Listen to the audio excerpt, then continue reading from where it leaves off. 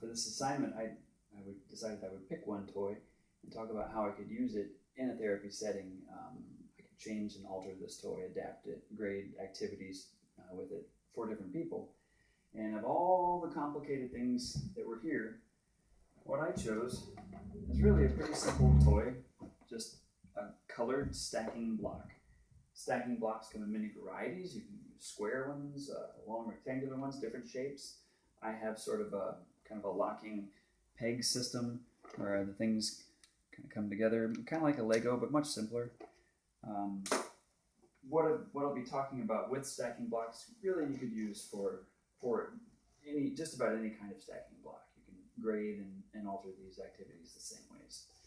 As we can see here, the appropriate age ranges again are kind of represented here. This is a 9-year-old boy, his name is Ben. Hello. And this is a 6-year-old boy, his name is Luke. Toodaloo. Yes, Toodaloo.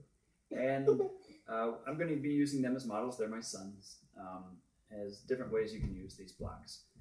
For now, boys, why don't you kind of get started separating these blocks into colors, and I'll talk about some of the ways that you can use them. It's important to remember what these blocks might mean to any given child. These blocks are fairly gender neutral, especially because of their simple design. It's also important to remember cultural ramifications and meanings attached to these objects. Some children may have not ever come across such mass-produced toys, but I think the idea of stacking items is fairly universal across cultures, and with this simple design, it's fairly self-evident what to do with it. Gross motor skills required should be decent postural control, bilateral coordination, and adequate basic flexion and extension of the upper extremity, both at the shoulder and the elbow.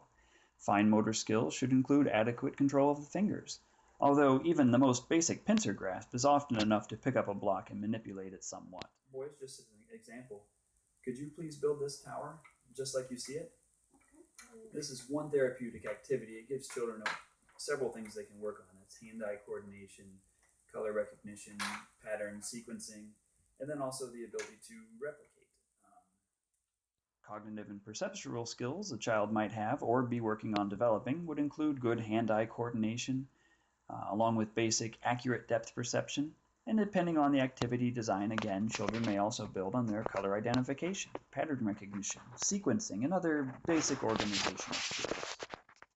Socio-emotional and psychological considerations would include anticipating any challenges the child may face and preparing for any issues with frustration tolerance.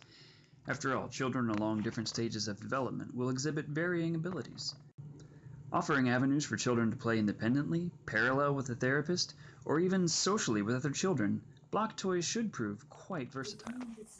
Hey, great job, boys. You guys have exact copies. You did a good job, and thank you for helping out, Ben. Mm-hmm. That's very nice. And another thing to consider is how these might be used for children with disabilities. As we briefly mentioned earlier, if there's issues, you have a child who's blind or colorblind, but you still want to work on sequencing and patterns, you could identify the colors on these blocks by different ways. If someone had trouble noticing the difference between red and green, for instance, you could put a number 1 on all of the green blocks, a number 2 on all of the red blocks, anything simple like that. If you wanted to use these blocks for a blind child and still have some differentiation between the colors or the types of blocks, you could add a strip of patterns. So the red blocks could be rough, green blocks could be bumpy, yellow blocks could be a little sticky, so on. Something simple like that. If a child was in a wheelchair, you want to make sure that you have an adequate table at the right height so someone could come underneath it and be able to access these things. Maybe some way to contain it so they're not moving across the table and out of reach too far. Say a child had an upper extremity amputation, was missing one arm. It would be helpful to take some of these blocks perhaps and really solidify them down onto the base, glue them or attach them in some other way.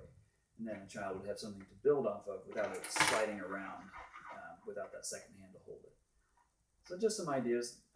It's a very simple toy, but offers a lot of room to change and modify as the situation calls.